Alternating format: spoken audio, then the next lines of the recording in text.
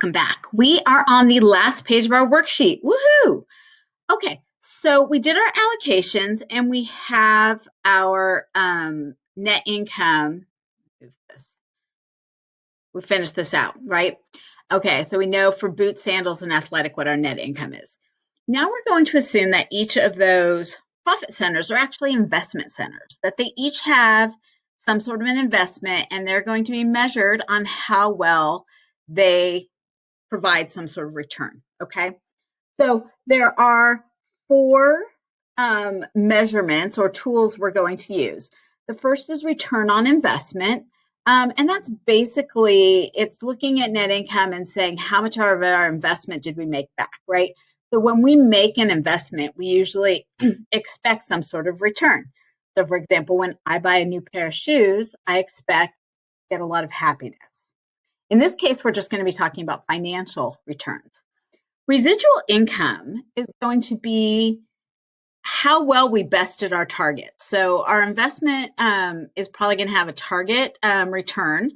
And if we do better than that, then that's awesome. And if we don't do as well, then that's not awesome.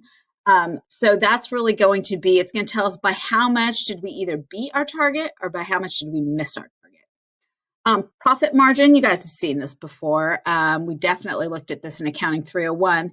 It's just going to be how profitable, what percentage of every sales dollar is resulting in profit or net income. And then finally, investment turnover, and that's looking at sales, and it's saying, how much of our investment did we recoup from a sales perspective?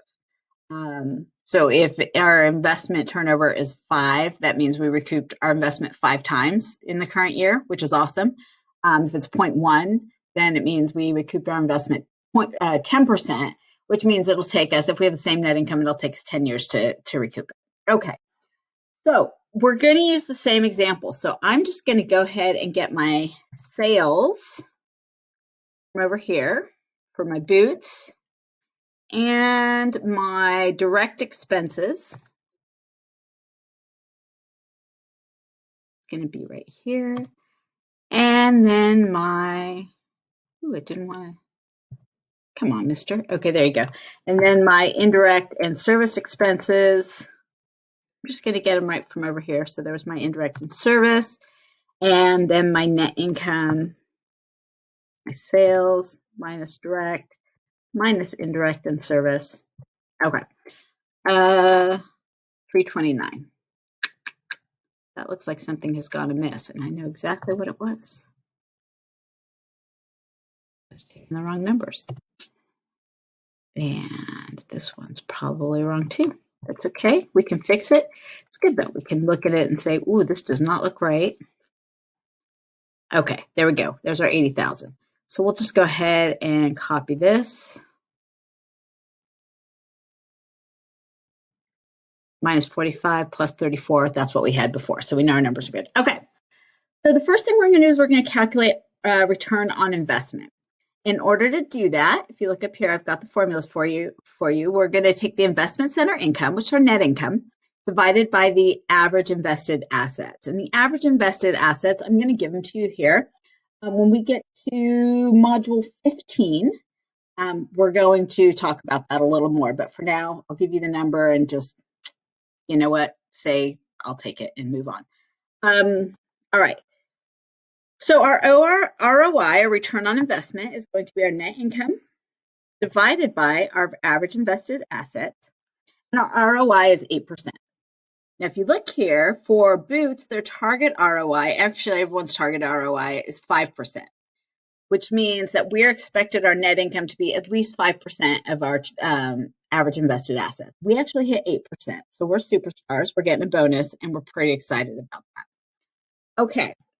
Then we have our residual income, which is by how much did we beat it? We know we beat it, right? The target was 5%. We got 8%. We beat it by 3%. What does it mean in terms of dollars? So in order to do that, we take our investment center income, our net income, minus our target investment center income. And that's just our average invested assets times our target ROI. 30,000. So we beat it by 30,000. So that tells me if we beat it by 30,000 and our net income was 80,000, so 50,000 would have been our target ROI. So we needed to make at least 50,000 to make this work. We made 80,000, so we had an extra 30,000. So we should definitely be getting a bonus. It'd be nice if we got the whole 30,000, but that's not the way the world works. Okay, profit margin. Our profit margin is basically our net income divided by our sales. So net income divided by sales, 32%. That means for every dollar that we sell, 32 cents is profit. For every $100 we sell, $32 is profit. Investment turnover is our investment center sales divided by our investment center average assets. So we're just going to take sales divided by average invested assets. And it's 25%.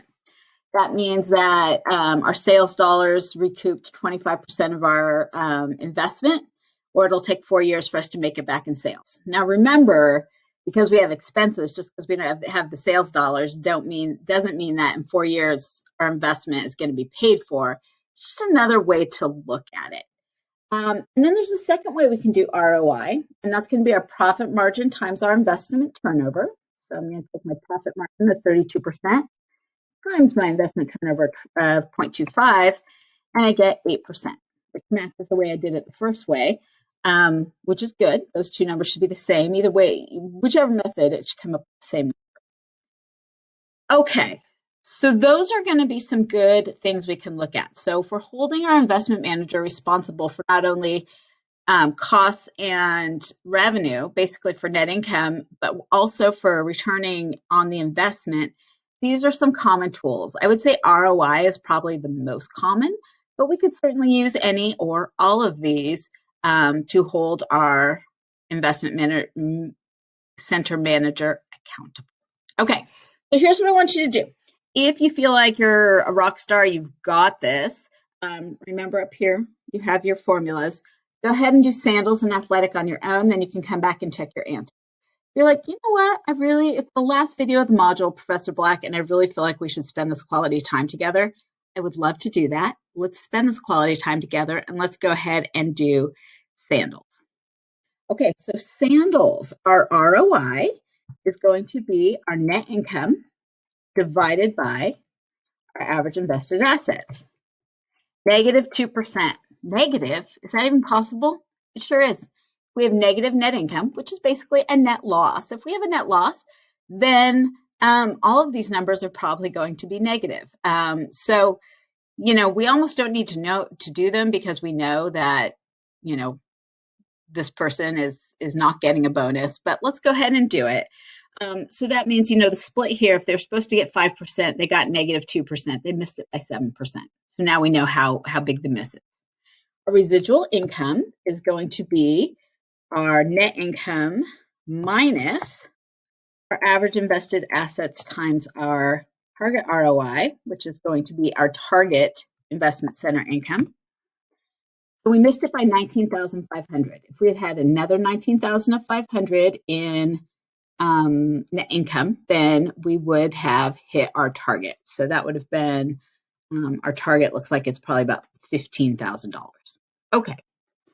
Our profit margin is going to be our net income divided by our sales, negative 4%. So for every dollar in sales we got, we lost 4 cents. So that's no good. Investment turnover is just going to be our sales divided by our average invested assets. Is 42%. That one is positive because our sales were positive. So you can see that one of the weaknesses is it kind of doesn't look at profitability, but that's okay. We're probably going to look at these all together and not individually. And then ROI, the second way, is just going to be the 0.42 times the negative 4%, gives us negative 2%, and that matches. All right, should we do athletic? Let's just do it. Okay. Obviously, we could always just, because we've been using formulas, copy and paste and be done with it, but we don't really learn anything from that. So let's instead do our ROI, which is our net income divided by our average invested assets. It gives us 5%. So we hit it exactly. If we hit it exactly, our residual income should be 0, okay? We didn't make anything extra. We didn't fall short. We just broke even to our target. Hopefully that will be good enough for a bonus. All right, let's check it out. Our net income minus our target income, which is our average invested assets, times our target ROI. 0. That's exactly right. That's just what we expected, so that we feel good about that. Our profit margin is going to be our net income divided by our sales, 11%. So we're actually making an okay profit margin, right? So for every dollar that we in sales, 11 cents is profit.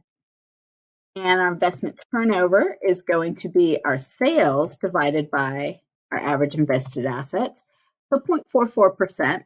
You can see this one, we're actually making the money back in sales a little quicker than we are in the boots. And that's just because we invested a lot less. In boots, we invested $1 million, athletic, only $680. Then we're going to do ROI the second way by multiplying investment turnover times our profit margin. And that gives us that same 5%. All right, so hopefully you're feeling pretty good about this. We're through another module. So I'll leave you guys to do all the good stuff you get to do at the end of each of these modules, and I will see you